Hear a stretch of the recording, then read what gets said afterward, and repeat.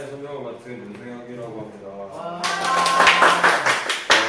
이제 차례는 이제 기계가 어떤 건지, 그리고 기계공학과에서 무슨 과목을 배우는지, 그리고 진로가 어떻게 되는지, 마지막으로 제가 하고 싶은 말이 뭔지 이런 순서대로 한번 나가도록 해보겠습니다. 처음에는 기계가 어떤 건지 한번 알아보도록 하겠습니다. 여러분, 기계라는 말을 들으면 어떤 생각이 드시나요? 예, 그런 게 많죠. 네. 여러분들이 생각하시는 이런 멋진 자동차부터 시작해서 영화에 나오는 이런 로봇까지 해서 여기 모두 기계라고 할 수 있고요.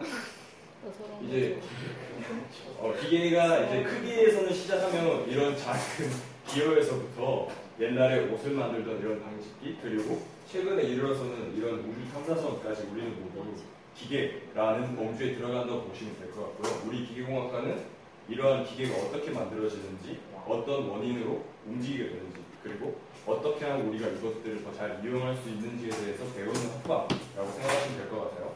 자, 그러면 이제 기계공학과에 오시면 어떤 과목을 배우게 되는지 한번 알아보도록 하겠습니다. 기계공학은 일단 기계공학이라는 나무가 있으면 기계공학은 수학과 역학이라는 두 뿌리로 인해서 이루어졌다고 보시면 되는데, 여러분들이 정규 교과과정을 다 거치셨으면 수학이라는 과목에 대해서 일단은 거의 다 그러니까 좋아하진 않겠지만 어떤 건지는 다 아실 거예요. 근데 역학이라는 거를 듣는 순간 역학이 뭐지 하는 생각이 드실 건데, 기계공학은 역학과 수학을 바탕으로 해서 동역학, 유체학, 고체학과 쭉쭉쭉 나가기 때문에 제가 먼저 역학이 어떤 건지 바로 설명을 드리도록 하겠습니다. 역학은 사전적 정의를 찾아보면 물체가 사용하는 힘과 운동의 관계를 요구하는 학문이다, 이렇게 하면 다 이해를 못 하실 거예요. 그래서 제가 예를 들어서 한번 설명해 보도록 하겠습니다. 이거는 뭘까요? 네, 인공위성이죠. 인공위성이 지금 어디를 돌고 있죠? 네, 바로 지구죠. 지구를 뺑글뺑글 돌고 있는데, 지금 왜 뺑글뺑글 돌고 있냐? 바로 이렇게 힘, 우리가 흔히 말하는 중력이 있기 때문에 인공위성이 돌고 있어요. 제가 지금 말했던 게 바로 인공위성이 지구 주위를 중력을 이란 힘 때문에 뺑글뺑글 돌고 있다. 바로 힘과 운동을 설명한 것. 이게 바로 역학적 관점에서 제가 지금 인공위성의 운동을 설명을 했다라고 보시면 될 것 같아요. 제가 이제 4대 역학이라는 거를 한번 설명을 드려볼까 하는데, 왜 4대 역학을 설명을 드리냐면, 이제 기계공학은 역학 중에서도 4대 역학이라고 하는 것들을 가장 기초적으로 한 다음에 거기에서부터 이제 조금씩 더 뻗어나간다라고 생각하시면 될 것 같기 때문에 하나하나 설명을 드려보도록 할게요. 이제 뭐가 있냐면 동력학, 이체역학, 연력학, 고체역학 이렇게 있습니다. 처음 이렇게 차근차근 설명을 드려보도록 할게요.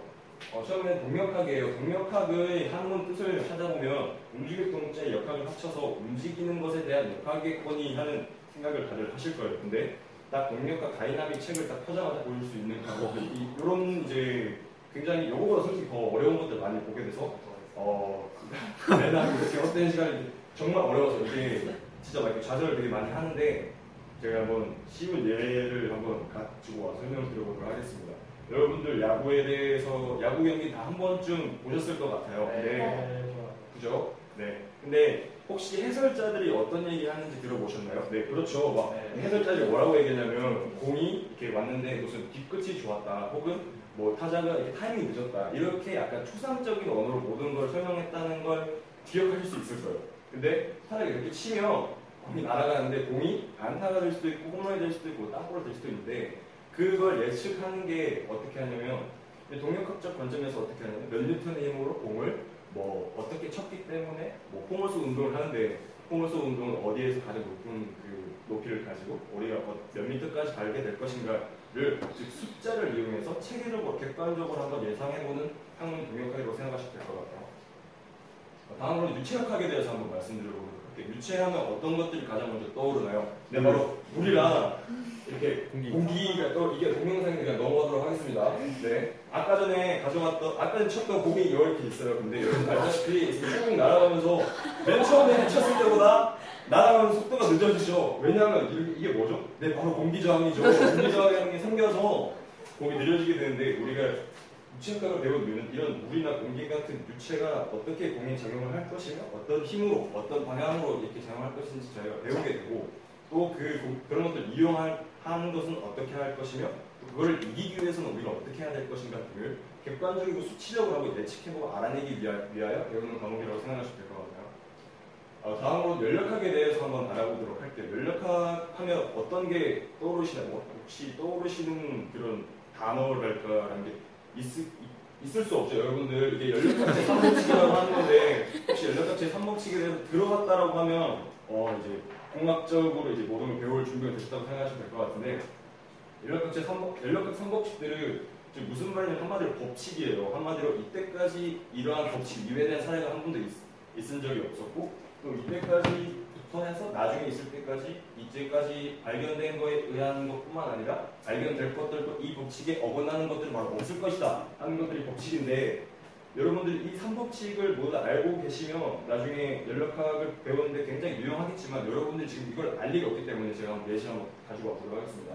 여러분들이 이제 학교 수업을 마치고 집에 가서 대문을 열고 들어가자마자 하나의 다른 문을 또 열 건데 어떤 거라고 생각하시나요? 냉장고요. 네, 냉장고를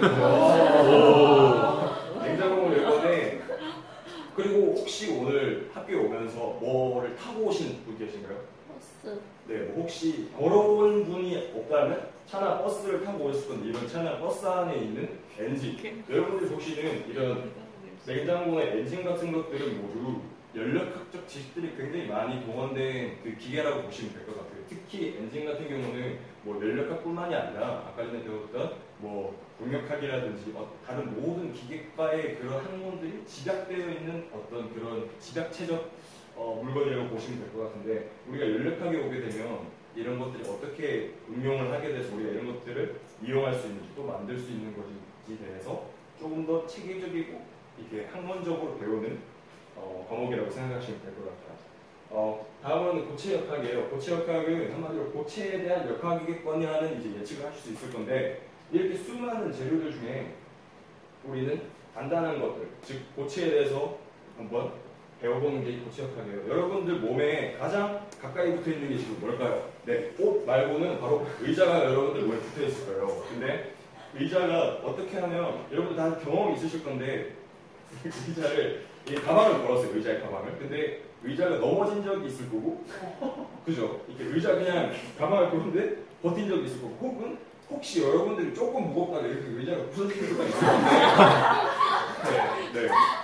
이 고체역학이라는 건 뭐냐면 이런 의자나 책상 같은 것들이 어떤 힘을 받았을 때 부서질 것인가, 혹은 버틸 수 있을 것인가. 그리고 힘도 여러 종류가 있기 때문에 단순히 이런 충격 같은 이렇게 한 번에 빵 치는 힘도 있을 것이고, 여러분들이 이렇게 앉아 있는 힘도 있을 것이고.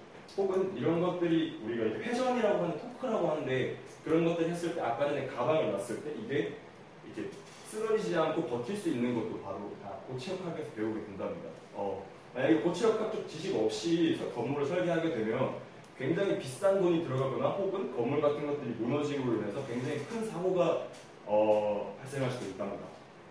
다음으로 이제 기계공학을 전공을 하게 되면 진로가 어떻게 되는지 한번 알아보도록 하겠습니다. 제가 생각하는 기계공학의 진로는 이렇게 크게 세 가지 정도 나눌 수 있을 것 같아요. 바로 엔지니어가 있고, 석박사 진학이 있고, 라이센스 취득을 한 다음에 자신의 직업을 갖는 게 있을 것 같은데 처음에 엔지니어 같은 경우는 가장 많은 기계공학 전공을 한 학생들이 진로로 택하는 길이라고 생각하시면 될 것 같아요. 기계공학은 공학 중에서도 굉장히 이런 이렇게 세부적인 걸 배우는 학과가 아니라 어떻게 보면 공학에 대해서 약간 뿌리 같은 학과이기 때문에 모든 과목을 대해서 다 배운다고 생각하시면 될 것 같아요.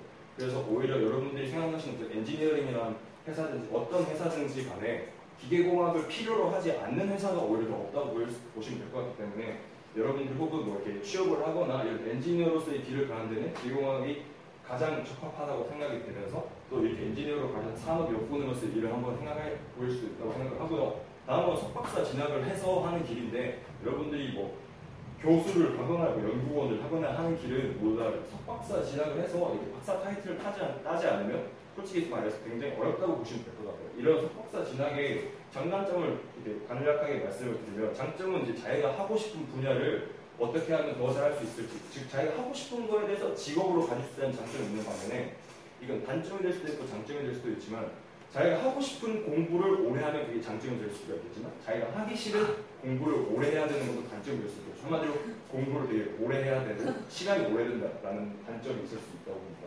다음으로 라이센스 취득인데 라이센스 취득 같은 경우는 예시를 들면 뭐 기술직 공무원이 있거나 뭐 변리사를 따거나 아니면 다른 라이센스를 따는데 솔직히 라이센스는 어느 과를 나와도 다 상관없이 할 수 있어요. 하지만 기계공학과가 아까 제가 말씀드린 것처럼 어떤 공학에 있어서도 모두 기초되는 학과이기 때문에 라이센스를 취득했을 때 기계공학에 대한 니즈가 굉장히 많기 때문에 여러분들이 라이센스를 취득하시더라도 다른 학과에 비해서, 다른 공학과에 비해서는 조금 더 수요가 많기 때문에 어느 대를 가더라도 약간의 자신의 가치를 높일 수 있는 학과이지 않나라고 생각을 해보도록 하겠습니다.